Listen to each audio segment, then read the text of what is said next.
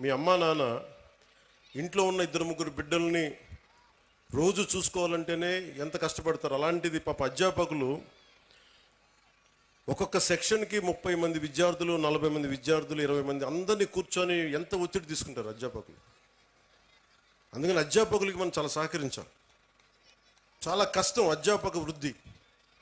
ఈ దేశం బాగుండాలి అంటే కాంట్రాక్టర్లు కాదు మనం పెట్టాల్సింది డబ్బులు, అధ్యాపకుల మీద పెట్టుబడి పెట్టాలి. అధ్యాపకులను గనక నిజంగా గనక బడ్జెట్ పెంచితే, అధ్యాపకుల మీద కనుక పెట్టుబడి పెడితే, వాళ్ళ కనుక నిజంగా విలువలతో ఉన్న అధ్యాపకుల్ని బయటికి తీసుకెళ్తే ఈ దేశం చాలా అత్యంత అద్భుతంగా ఉంటుంది. అందుకని అధ్యాపక వృత్తి హయ్యెస్ట్ పెయిడ్ జాబ్ అవ్వాలని నా కోరిక. ఆ రోజు జరుగుద్దా నాకు తెలియదు, కానీ నా ప్రయత్నం నాకు చేస్తాను. ఎందుకంటే నాకు చిన్నప్పుడు టీచర్స్ నాకు నేర్పించిన పాఠాలే. ఒక టీచర్ నాకు దేశభక్తి గురించి చెప్తే, ఇంకో టీచర్ నాకు సైన్స్ గురించి చెప్పాడు. ఒక్కొక్క టీచర్ సరిగ్గా ఉంటే మనకి ఆ సబ్జెక్ట్ మీద ప్రేమ వచ్చేస్తుంది. సో టీచర్స్ కూడా నా విన్నపం, నాకు తెలుసు మీకు ఎంత కష్టాలు ఉంటాయో. మీరు నలిగిపోతూ ఉంటారు, పిల్లల్ని చెప్పి అలసిపోయి ఈ పిల్లల్ని కూర్చోబెట్టిలోపు 5 మంది లెగుస్తూ ఉంటారు, మీరు అలసిపోతారు. పోషకాహారం మీకు కూడా కావాలి. నిజంగా నాకు అదే అనిపిస్తుంది. ఎందుకంటే అలసి నేను సభల్లో మాట్లాడుతూ గొంతు అవిసిపోతూ ఉంటుంది నాకు.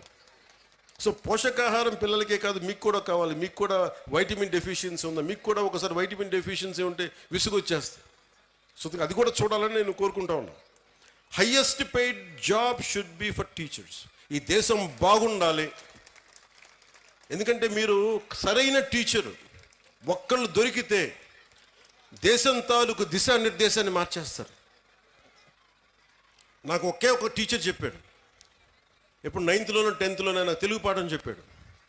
ఆ తెలుగు పాఠం ఒకటి దేశభక్తి గురించి చెప్పాడు, చంద్రశేఖర్ ఆజాద్ గురించి చెప్పాడు, భగత్ సింగ్ గురించి చెప్పాడు. నాకు దేశానికి ఏదైనా చెయ్యాలని ప్రేరణ కలిగింది ఒక 9th-లో 10th-లో ఇచ్చిన ఒక టీచర్. అలాగే ఎప్పుడో 6వ తరగతిలో 8వ తరగతిలో మెడ్రాస్లో చదువుకుంటా ఉంటే చెన్నైలో ఒక టీచర్ చెప్పింది, ఎదుటివాడి కష్టాన్ని దోచేయకు అని ఒక పాఠం. అది డైరెక్ట్గా ఉండదు, కానీ గుర్రం జాషువా గారు రాసింది ఫిరదౌసి పాఠం చెప్పాడు నాకు. మాట ఇచ్చి నా గురించి నువ్వు నా కోసం శ్రమ కూర్చి రాయి అని ఇచ్చిన తర్వాత ఆ రాజు ఫిరదౌసికి డబ్బులు ఇవ్వడం. నాకు రక్తాన్ని కరిగించి రాశాను, నాకు ఇంటే ఆ మాట అన్నందుకు ఆయన మీద చంపేయడానికి రాజు పెడతాడు. ఆయన తప్పించుకొని తిరుగుతాడు. నాకు ఆ పాఠం నాకు నేర్పించింది ఏంటంటే, ఒకటి గుర్రం జాషువా గారి గొప్పతనం, 2 ఎదుటివాడి కష్టాన్ని మనం దొయ్యకూడదని.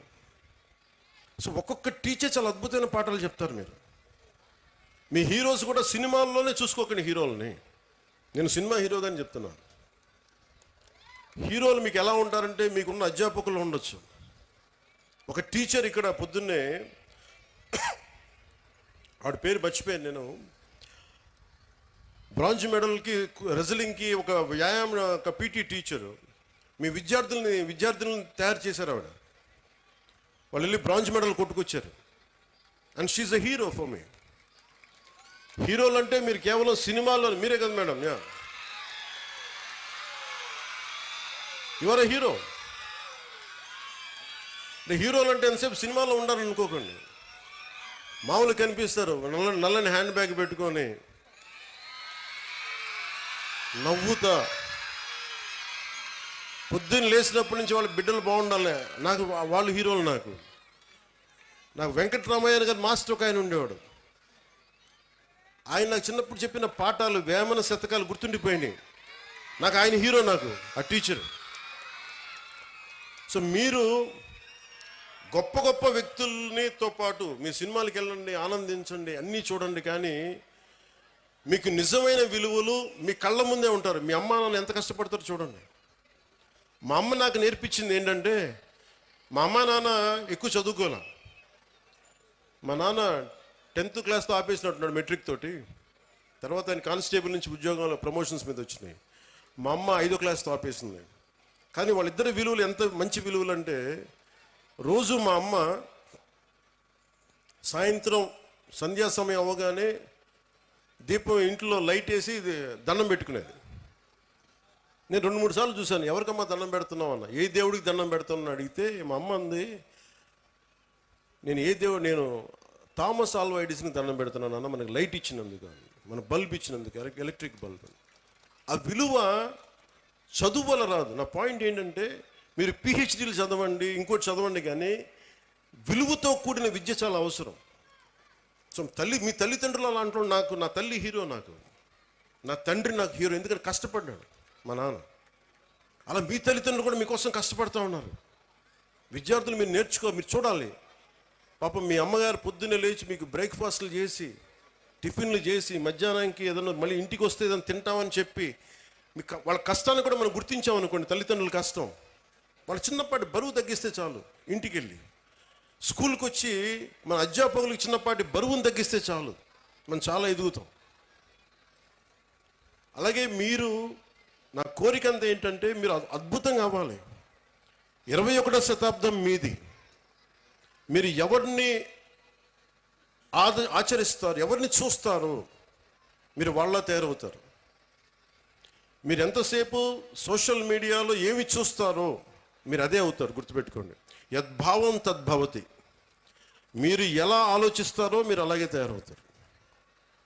మీరు ఒక ఐన్స్టైన్ లాగా అవ్వాలనుకుంటే మీరు ఐన్స్టైన్ అవుతారు.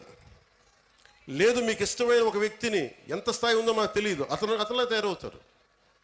కానీ విలువలు పాటించే వ్యక్తుల్ని మీరు ఆదర్శంగా తీసుకుంటే తప్ప మీకు మంచిది కాదు. నేను ఎప్పుడు కూడా నాకు చాలామంది సినిమా హీరోలు నాకు చాలా ఇష్టం. కానీ నేను తీసుకున్న హీరో నా టీచర్స్, నా హీరోలు. ఒక స్పోర్ట్స్ పర్సన్, ఒక వనజీవి రామయ్య, లేదంటే ఒక దశరథ్ మాంజీ. వాళ్ళు నడిస్తే రికార్డింగ్లు ఉండవు. నా సినిమాలు వేసినప్పుడు నేను నడిస్తే వెనకాల రికార్డింగ్లు ఉంటాయి. గడ్డం ఉంచుకున్న సింహంలో డైలాగులు చెప్తే రికార్డింగ్లు ఉంటాయి.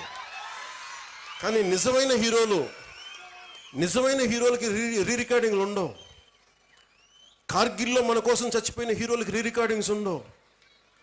దేశ భద్రత కోసం చచ్చిపోయారు వాళ్ళకి రికార్డింగ్లు ఉండవు. మనం గుర్తుపెట్టుకోవాల్సింది వాళ్ళని. మనం గుర్తుపెట్టుకోవాల్సింది మన కోసం కష్టం తెలియకుండా మనల్ని కాపాడే మన తల్లిదండ్రుల్ని, గొంతు చిచ్చుకొని మనం బాగుండాలని చెప్పి మన అధ్యాపకుల్ని, మన టీచర్స్ని. ఇంకా అన్నిటికంటే కూడా, ఇందాక దారిలో వస్తూ ఉంటే మనకి చాలామంది మీకు శానిటేషన్ కోసం పనిచేస్తూ ఉన్నారు. మనకి వీధుల్ని శుభ్రంగా తుడిచే మన కుటుంబం అది. మన శానిటేషన్ వర్కర్స్కి మీరు గౌరవం ఇవ్వండి.